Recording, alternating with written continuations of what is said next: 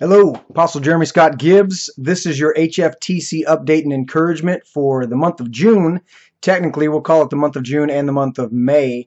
Took a little siesta or break from giving some updates. Had a lot of stuff going on. That's part of what I'll update you on today. But just wanted to say that there's a lot of things coming, and my plate's been full lately. Not just with church and ministry, that's been huge, but with hockey and some other activities. My son's getting married this next week. To a wonderful young lady, and it's just an exciting time right now in my life. We've got a radio show that we're getting ready to start. I'll have an official announcement on that. I was looking at Mondays initially to do the radio show, and even starting the first week of July. I've pushed that back a week to do a little bit more preparation, and potentially looking at the Friday night slots. So I'm going to talk with the station managers on that, but that's very exciting. There'll be a live stream, and I'll post that on the various social media pages that we have so that people can have access to that. It's a local AM station in Detroit, but it has a great live stream app that you can download for your smartphone or your computer or wherever and listen online. So that's very exciting. That's powerful stuff that's coming down the line. As far as the update of HFTC, we've been working on just getting some of our scheduling in place and taking care of some business, doing some different things. We have some other churches that we've partnered with. So our Sunday mornings are going to be a little bit more flexible than we have been in the past. I'm looking at doing our first Sunday to have an official service for Heartland Fellowship Training Center on first Sunday, and then be in some various locations partnering with other churches. We've got a couple ministries that are starting up that we're connected with, that I'm actually either straight partners with or fathering, mentoring them. And so that's exciting. So we're going to be looking at some second Sundays. We'll be at a particular congregation, and then third Sunday we're going to be down near the Detroit area, and then up near the Port Huron area potentially for the fourth Sunday. We're still working out some details. But the Thursday night relationship study, we've been hosting that at the Cider Mills Crossings Clubhouse, and doing a lot of work there and having a great time. And so I'm expecting more and more for that to ramp up. Plus we have some special services coming up. If you're in the greater Detroit area and you can attend, the night of the 7th of July, I will be at Apostle Moore's church, Apostle Kevin Moore, and we'll look up I'll give you the dates, not the date, the address of that. So you can come, and if you're in the area, come and attend. Also at BCI, that most of you know I'm connected with, Apostle Smith down there. They're launching a month of revival, 31 days of revival, every night, 7 o'clock at BCI, every single night, 31 days straight. I'm not going to be able to attend everyone, but we'll certainly be in attendance on a number of them. And if you're in that area and you're connected around there, and you need, if you're sitting there on a Tuesday night or a Thursday and something's not going on, get over there and attend revival. You're going to hear a prophetic word. You're going to hear a powerful message. Also, we've got some other things in the work coming up in August. At this point, First Lady Tanya and I have been invited to go to Mexico with Pastor Gabi and the Inner Court Christian Fellowship family there, Pastor Mona and a number of the other saints there. They've invited us to go, and so we're just believing the Lord for the rest of the financing for that trip.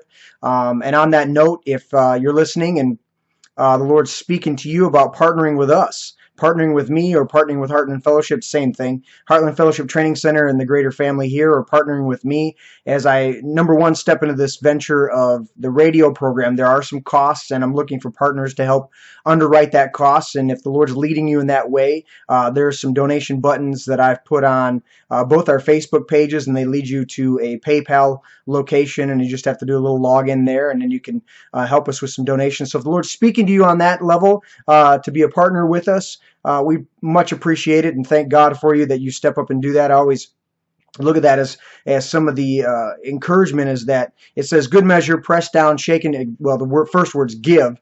Jesus said, give, and it shall be given to you. Good measure, pressed down, shaken together, running over, shall men give into your bosom. And it's something that's really been, the Lord's been working on me a lot about, men give into your bosom. And so the Lord has ordained that those of us who preach and teach must make our living from the gospel. And so I'm putting a little bit more demand on that.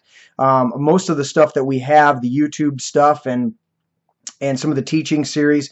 I like to give away a lot of the teachings, but the Lord has been more and more putting on me to put a demand on people to, if you've received spiritual seed, that we would reap a material harvest.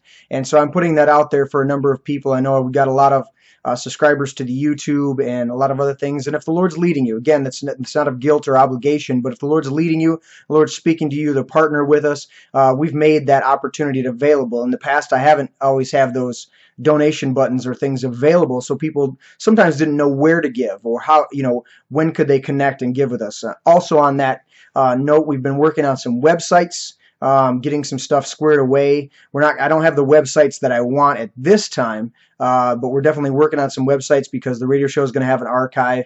Obviously, I need to be doing some more of the update videos on a regular basis, get back in the flow of that. Now that I'm trying to get the schedule a little bit more oriented, and I appreciate all of you that have tuned in and listened to the updates, and just to speak a blessing over your life. As far as the encouragement for today, the prophetic encouragement, one of the things the Lord's been having me meditate on, and it's a reoccurring theme throughout my life, for the past 25 years of in and out of ministry, but 25 years of being a believer. One of the things the Lord has brought as a reoccurring theme in my life is the testimony of Jesus is the spirit of prophecy, and that's located in Revelation. The testimony of Jesus is the spirit of prophecy. And so just thinking about the prophetic and the idea of what it means to operate from a place. Oftentimes we talk about the prophetic, and we operate as prophets, and speak prophetically into people's lives, and that's powerful. But what's our testimony after that? Is our testimony only aligned with where we've been and what we've done and how the Lord has worked, or is our testimony aligned with where we're going and what we're doing? David said, he came to the battlefield and he said, who is this uncircumcised Philistine that speaks to the armies of God this way?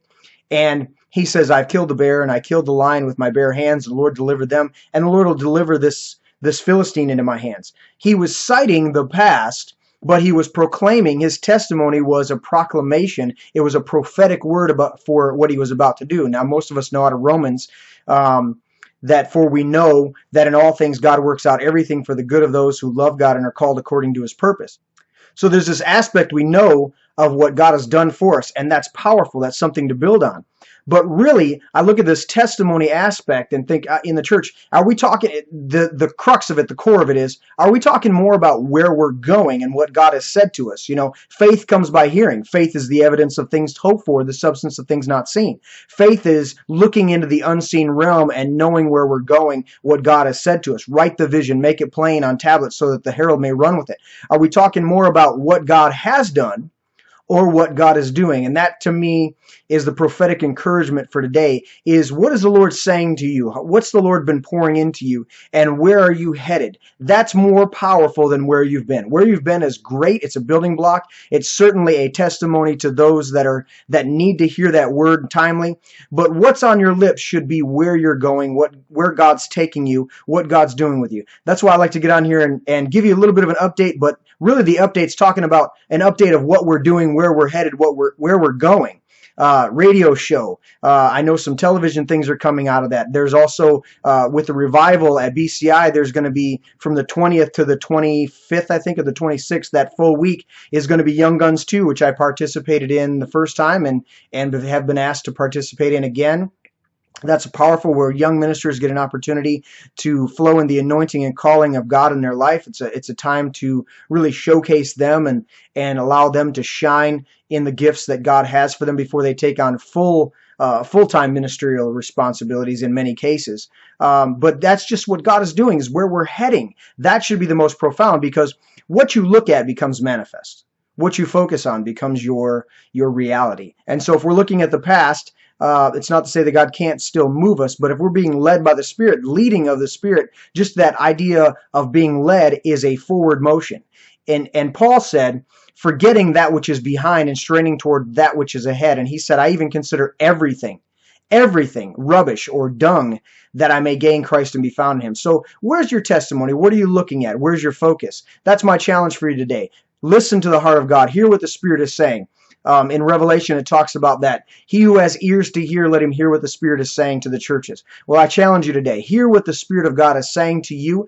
Get in His presence. Get in the presence of the Lord and say, Lord, where am I going next? What's the next place? I don't have to have all the details because I'm in your hands and you're leading me, but at least give me a focus of what's next. What's coming in the next season? That'll open you up to hear a prophetic word from a prophet to bring confirmation in your life, but also it'll be that which is on your tongue of saying, you know what? I've had some great experiences. The Lord has always brought me through. I know He's going to do it, and this is what He's telling me is coming in the next season. I'm Apostle Jeremy Scott Gibbs. Look forward to sitting with you again with some new updates and some other encouragements and to talking to you about the radio show coming soon. Until then, God bless, and I'll talk to you soon.